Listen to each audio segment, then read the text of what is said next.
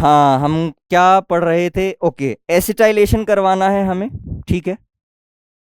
तो आप एनिलीन का सबसे पहले करवाएंगे क्या बच्चों? एसिटाइलेशन। वेरी गुड, सबसे पहले करवाएंगे एसिटाइलेशन, यानी CH3CO whole twice O in the presence of pyridine, ठीक है। And you will get acetanilide NHCOCH3, ठीक है बच्चों। Acetylation, acetylated product, acetanilide, okay. Now next, आप इसका करवाओगे नाइट्रेशन। नाइट्रेशन यानी concentrated HNO3 and concentrated H2SO4, ठीक। आप सीधे NO2+ भी लिख सकते हो, इलेक्ट्रोफाइल NO2+ लिख सकते हो आप सीधे।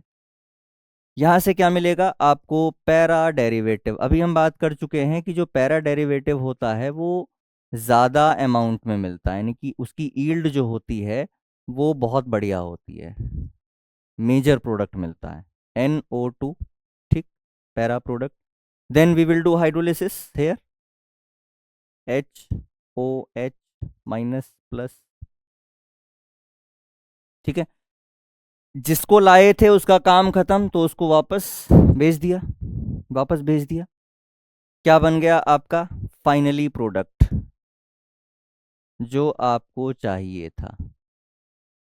NO2। Alright, what we get from here is para nitroaniline, para nitroaniline। इस तरीके से समझ में आ रहा है सभी को? सभी को क्लियर है? भाई हमने एनिलीन का करवाया पहले एसिटाइलेशन, एसिटाइलेशन से हमको एसिटाइनालाइड मिला, एसिटानिलाइड मिला। इसकी खास बात again, it will engage the lone pair of nitrogen, nitrogen के लोन पेयर को इंगेज कर देगा to reduce the activating effect of NH2 group. That's why we will get a single derivative product, ठीक है, एक सिंगल डेरिवेटिव मिल जाएगा आपको। Done, सभी को समझ में आ गया? सभी को क्लियर है बच्चों? सभी को क्लियर है ये? आगे चलें, आगे बढ़ें। ओके, चलिए आगे चलते हैं नेक्स्ट स्लाइड में। और अब हम बात करेंगे सल्फोनेशन की। हमने नाइट्रेशन पढ़ लिया, ब्रोमिनेशन पढ़ लिया, अब हम पढ़ेंगे सल्फोनेशन। सल्फोनेशन, ठीक है। अब देखिए, जब आप ये सीख गए हैं, जब आप ये पीछे की सारी बातें सीख चुके हैं, तो आपको अब बहुत आसान लगेगा ये, है ना। अब बहुत आसान लगेगा, क्योंकि देखिए नाइट्रेशन हो, सल्फोनेशन हो, ब्रोमिनेशन हो, सबका प्रोसेस एक ही है, सब इलेक्ट्रोफिलिक सब्स्टिट्यूशन है। तो एक रिएक्शन आपने समझ ली, इलेक्ट्रोफिलिक सब्स्टिट्यूशन कैसे होना है, बाकी सारी उसी के बिहाफ पे होनी, same in the similar manner, कोई चेंज नहीं, है ना। सल्फोनेशन, चलिए सल्फोनेशन करवाना है। अच्छा, सल्फोनेशन में ऐसा जो आपने पढ़ा है प्रोसेस अभी, इसी को हम आगे अप्लाई करेंगे। NH2 इसका करवाना है बच्चों, क्या सर? सल्फोनेशन। H2SO4 के साथ हमने इसकी रिएक्शन करवाई, ठीक है। ऑलमोस्ट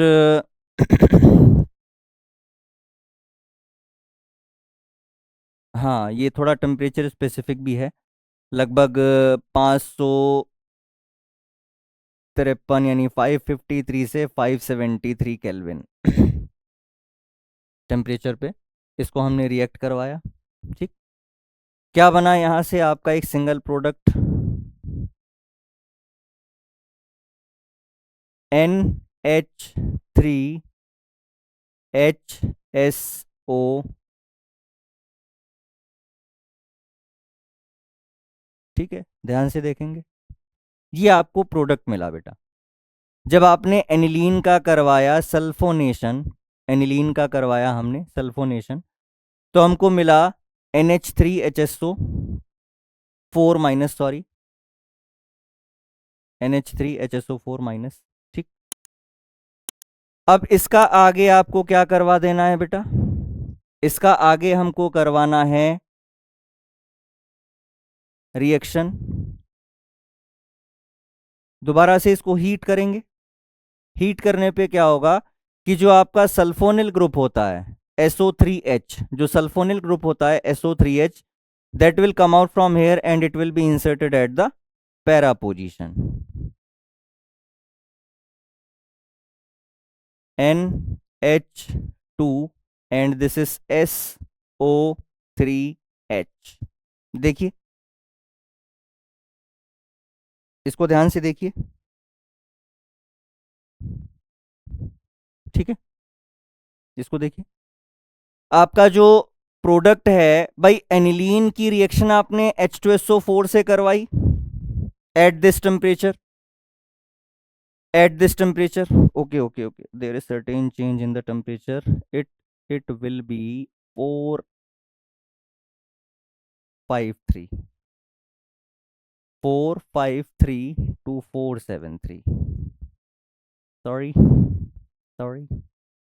453 से 473 केल्विन टेम्परेचर की रेंज में आपने इसको रिएक्ट करवाया। It will form an ion and that ion will again change into the sulfonation product, the final sulfonation product.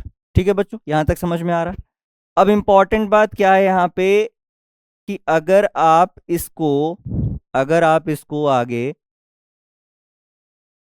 थोड़ा सा हीट करते हैं, वार्म करते हैं, तो होता क्या है कि यहाँ पे जो ये H है, जो SO3H है, ये वाला H बच्चों यहां से निकल करके यहाँ पे शिफ्ट हो जाता है।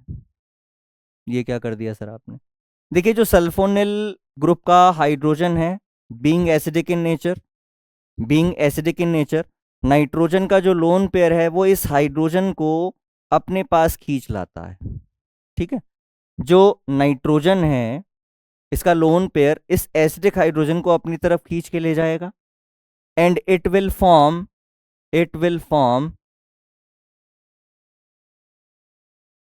N ion NH3 plus SO3 minus. ठीक है बच्चों, बहुत ध्यान से देखना है इसको, ये भी CBSE बोर्ड में कई बार इसको भी पूछा गया है। इसको भी पूछा गया कैसे, देखिए, आपके पास में नाइट्रोजन का लोन पेयर जो है वो इस सल्फोनिल ग्रुप के हाइड्रोजन को कैरी करके ले जाता है। Being acidic in nature, this hydrogen will move towards NH2 and it will form NH3 plus SO3 minus. और बच्चों इसको हम कहते हैं zwitterion. This is known as zwitterion. ठीक है, ये भी बोर्ड एग्जामिनेशन में पूछा गया है, एक बार तो रिएक्शन ही दे दी थी सीधी। क्या रिएक्शन? कि सर इस वाली रिएक्शन को आगे कंप्लीट करके फाइनल प्रोडक्ट बनाइए, क्या बनेगा। ठीक है, दिस इज सल्फानिलिक एसिड। ये जो आपका बना है इसको हम बोलते हैं बच्चों सल्फानिलिक एसिड। ठीक है, समझ में आ रहा है? सल्फानिलिक एसिड आ तो रहा है सर। एनिलीनियम, अच्छा, इसका ये आपका जो प्रोडक्ट है this is called anilinium hydrogen sulphate. Sir नाम लिख दिया करो सबके, ठीक है, नाम से सर याद रहता है। आपने एनिलीन का क्या करवाया बच्चों? सल्फोनेशन करवाया at 453 to 473 kelvin temperature. You will get what? This is anilinium hydrogen sulfate, एक आयन है एनिलीनियम हाइड्रोजन सल्फेट। अब क्या हुआ, इसको हमने फर्दर हीट किया, what we will get? Sulfanilic acid, sulfonated product. ठीक है, अच्छा, अब इसके आगे की कहानी ये है बच्चों कि हमें पता है कि जो ये SO3H का जो हाइड्रोजन है ये एसिडिक है। ये हाइड्रोजन एसिडिक होने की वजह से नाइट्रोजन इसको ले जाता है अपने पास। जब नाइट्रोजन इसको ले गया तो NH3 प्लस बना और नीचे SO3 माइनस बना and this structure is known as zwitterion. बहुत इंपॉर्टेंट है, इसको याद रखिएगा। ज्विटर आयन की फॉर्मेशन होती है सल्फोनेशन में, ठीक है, सल्फोनेशन में ज्विटर आयन की फॉर्मेशन होती है। सबको समझ में आ रहा है? यहां तक सभी को क्लियर है बच्चों? सबको क्लियर है? चलिए आगे चलें, आगे चलें। ओके, इसके बाद हमको, इसके बाद बच्चों हमको पढ़ना है एक और बहुत इंपॉर्टेंट क्वेश्चन जो कि सीबीएसई एग्जाम्स में पूछा गया है। क्वेश्चन क्या है? क्वेश्चन क्या है सर? क्वेश्चन बताइए हमें। Question, aniline, aniline does not undergo Friedel-Crafts reaction. Friedel-Crafts reaction, ये बहुत बार पूछा गया है। वाई?